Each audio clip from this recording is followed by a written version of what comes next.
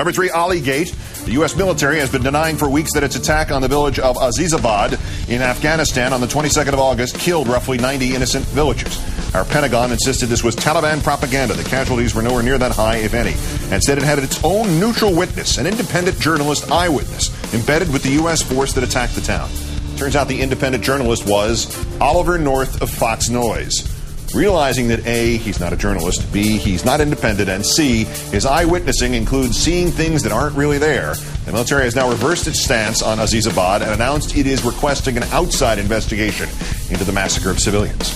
Number 2, Spreading Democracy Gate. In Bob Woodward's new book, With a War Within, his latest history of the Bush White House, or the White House, he writes that our government has spied, eavesdropped, and whatnot on Iraq Prime Minister Maliki and other Iraqi government leaders. In a clear and compelling explanation, White House Press Secretary Dana Perino said, unfortunately, quote, "We have a good idea of what Prime Minister Maliki is thinking because he tells us very frankly and very candidly, as often as he can."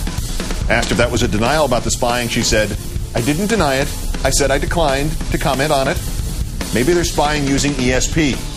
Ms. Perino added, "There are emergency exits here, here, and here." And number 1, Gratitude Gate. More from Woodward's book. He told 60 Minutes on Sunday night of Mr. Bush's frustration with the attitude of the Iraqi people. Quoting Woodward, he has a meeting at the Pentagon with a bunch of experts, and he just said, "I don't understand that the Iraqis are not appreciative of what we've done for them. His beacon is liberation. He thinks we've done this magnificent thing for them. I think he still holds to that position."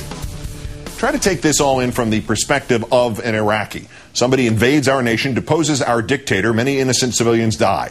From our point of view, not the best outcome imaginable, but maybe the best one available.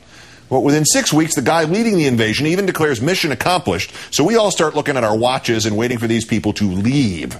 And they don't, for 5 years. As terrorists pour across our porous borders, and militias and gangs and sects get all the weapons they could want, and thousands upon thousands of us are killed, maybe 100,000, maybe more, and 2 million people have to leave their homes or even leave the country.